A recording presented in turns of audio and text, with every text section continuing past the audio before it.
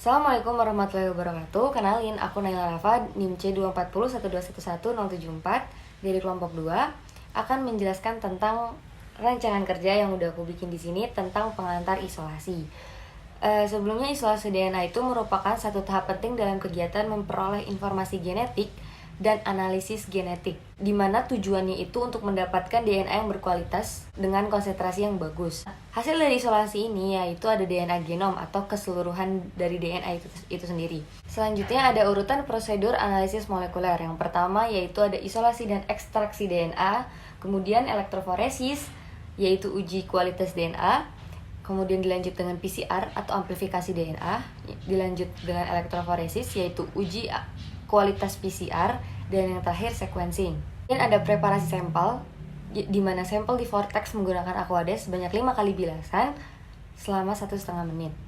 Kemudian ada hal yang harus diperhatikan dan hal yang harus disiapkan. Hal yang harus diperhatikan yaitu tanpa kontaminan, di mana semua barang-barang yang mau dipakai itu tidak terkontaminasi.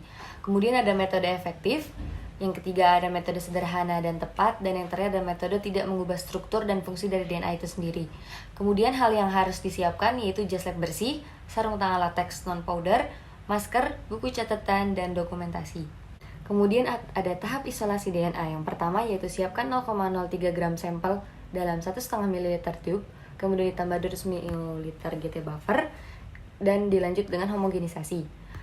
Selanjutnya ditambah 20 ml Protein, di shake selama 30 detik, kemudian diinkubasi pada suhu 60 derajat Celcius selama 30 menit sampai 60 menit, kemudian diinvert setiap 5 detik sebanyak 30 kali, ditambah 200 ml GBT buffer, kemudian di shake selama 5 detik, dilanjut dengan inkubasi pada suhu 60 derajat selama 20 menit, diinvert kembali setiap 5 menit sebanyak 30 kali. Kemudian preheat EB 200 ml per sampel sampai 6 derajat Celcius untuk emulsi.